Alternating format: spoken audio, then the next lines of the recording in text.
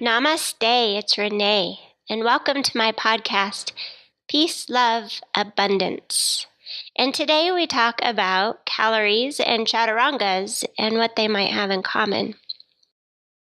What they have in common is mostly that life is not measured by how many calories you count, cut, or even add to your diet if you're trying to gain weight. Neither is life measured by how many chaturangas you do. If you do vinyasa yoga, you know where I'm coming from with that. There are people who come to yoga that it's their mission, their job, to do every chaturanga offered, maybe even take a few extras here and there just because they want to squeeze in more. And then there's calorie counting. How can you truly just count calories?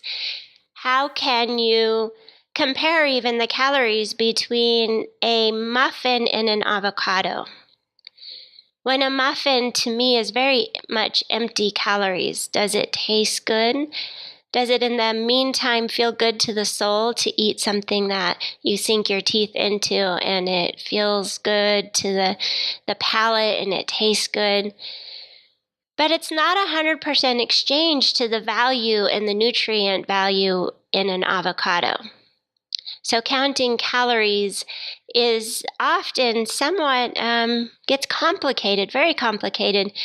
And then to measure life based on that is really crazy, right? It's kind of silly. Yes, I do intend to be a little bit silly with this podcast, but I just want to say, calories and chaturangas, life is not measured by either one of them. There's also a saying out there, a quote. It's not the years in your life that matter, but rather the life in your years. Meaning somebody can live to be over 100 years old, but if they don't accomplish much in their life, if they sit on the couch and binge watch TV their entire life, then they may not be truly living the life in their years. Versus somebody who maybe has had a shorter lifespan but has traveled the world. They've experienced more than what somebody can see on TV. They went out and actually lived that lifestyle rather than just viewing it on TV. Now, don't get me wrong, I watch my fair share of TV. Yes, everybody loves a little brain candy here and there. But I just really want to emphasize that it's not the years in your life, but the life in your years. I have two brothers, one that passed away at the age of 6, the other one passed away at 30, but battled brain cancer from the age of 20. Neither of them was given much time to live, but you can still celebrate the life in their years. When somebody passes, we often do celebrate the life in their years. This is also one reason why I've devoted my life to trying to enjoy each and every day. Life can be short. You never know what's going to come around the corner. Even my mother, she died in her early 50s of breast cancer. But ironically, my grandfather, my mother's father, he lived to be 102. So, in one hand, I have some really good genetics, and the other hand, I have some really crappy genetics that who knows where I am in that spectrum. I can't gauge my life based on my grandfather's or really even my brother that died at age 6. I have superseded the age of 6 and the age of 30. Not quite 50 yet, but as I get closer to the age of when my mother passed, I start to realize the life in her years and how close I'm getting to that. Anyways, back to calories and chaturangas. I don't mean to bring up my family history to upset anybody or make you depressed, but more to just kind of enlighten you, to help you realize that we really truly don't know how many years we have in our life. So while you have life, live your life within your years. Counting calories Also, again, how can you do a full exchange of calories whenever you're talking about several different food groups and quality of food? But rather just listening to your body and eating when you're hungry and knowing that moderation is the key. While a whole pizza may sound amazing because you're super hungry, you don't need to eat a whole pizza. Moderation is the key, definitely. In Ayurveda teaches you that if you eat the right foods for your body type, and there's 3 different types that people usually fall into. But if you're eating the right foods for your body type, you should feel fulfilled. Your body shouldn't be craving anything else. But when you eat the foods that maybe aren't so correct for your metabolism and your body type, then your body sometimes can continue to crave food because you're not giving it what it needs or what it wants. So it's going to misinterpret its cravings for something else or more, and then you overindulge. So by feeding the body exactly what it needs, it starts to balance out. You digest easier, you feel better, you're more motivated to do your chaturangas, right? If you feel better, chaturangas are going to come to you much more easily and naturally. But with chaturangas, once again, life is not measured by how many chaturangas you do. Chaturangas are amazing, that high to mid plank. It's actually, to be technical here, a chaturanga is the high plank. When you're just holding that high plank like you're getting ready to do 100 push-ups, that's the chaturanga. It's high plank. When you lower halfway to the dandasana, that high to mid plank like a tricep push-up, that's 2 different poses. Once you're at that midpoint, you're holding the dandasana. Then you pull your heart through to open your heart in up dog. That's a 3rd posture.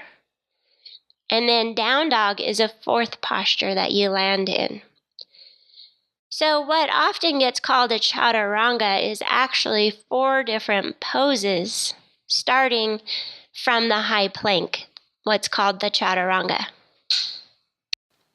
It's not a bad thing that the whole 4 postures, the sequence that you go through from that high to mid plank to up dog to down dog, it's not totally a bad thing, or it shouldn't be taboo to just be able to shorten it to chaturanga. But to be technical, it is 4 different postures. But this yogi push-up, per se, is another sometimes nickname for it, that is offered up in classes. It's used to build strength so that you can do arm balances, handstand, and such. It is used to help build upper body strength.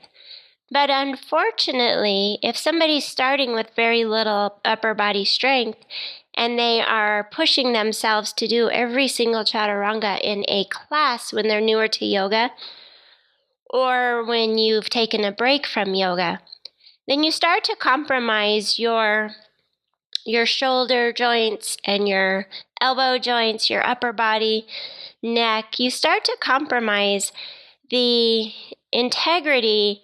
As you're getting tired, it's harder and harder to do that correctly, and then injuries can start to arise, or somebody's just constantly chronically tight through the neck and the shoulders.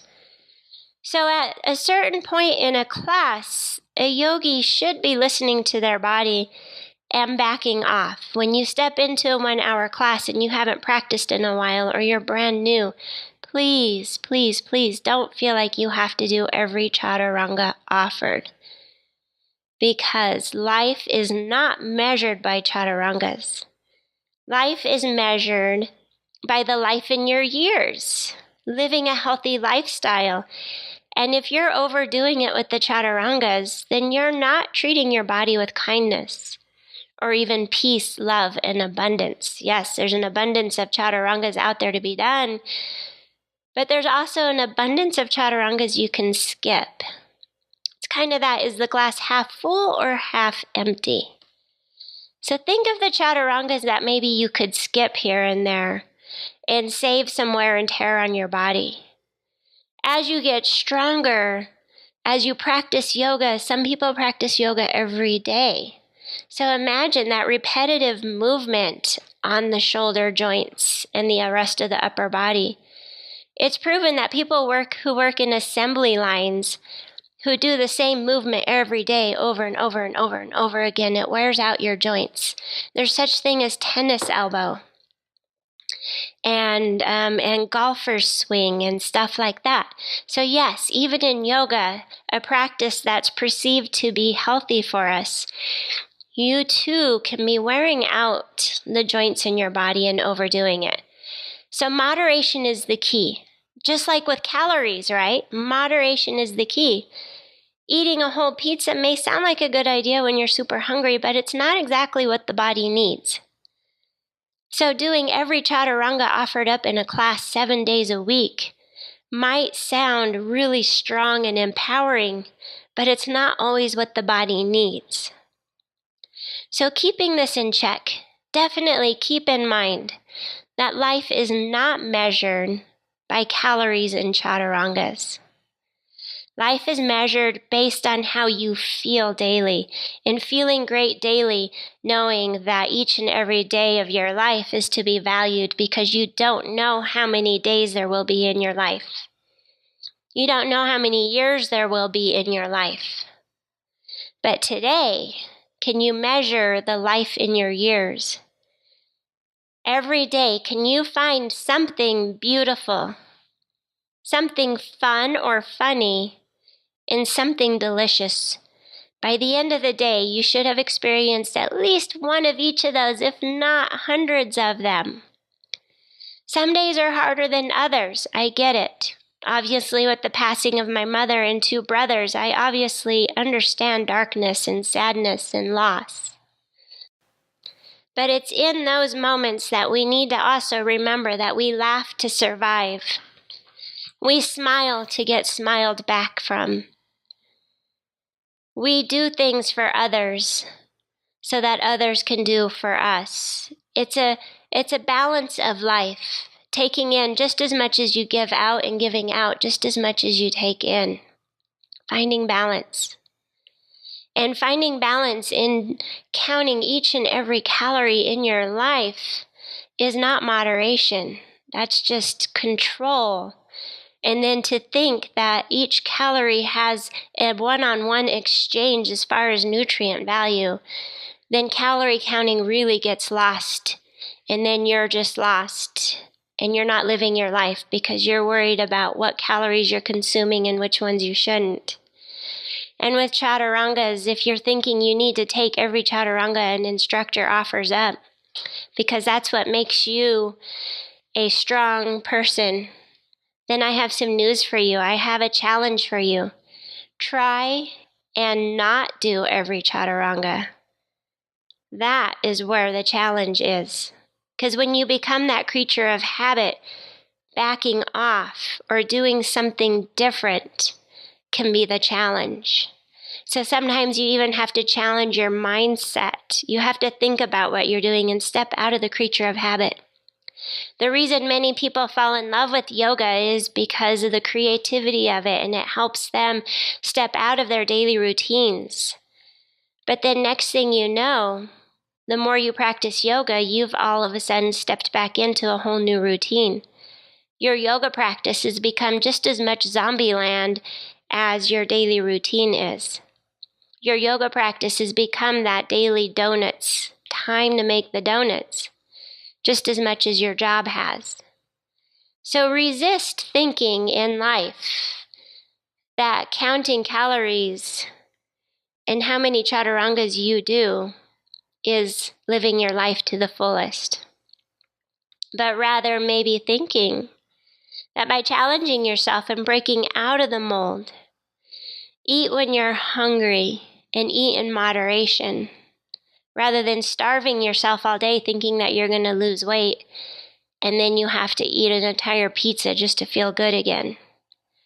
That's a false feeling of feeling good versus giving your body ample amount of food all day long. And maybe even the Ayurvedic way of eating for your body type. Ayurveda also even believes that the way you eat and the foods you put into your body helps you mentally.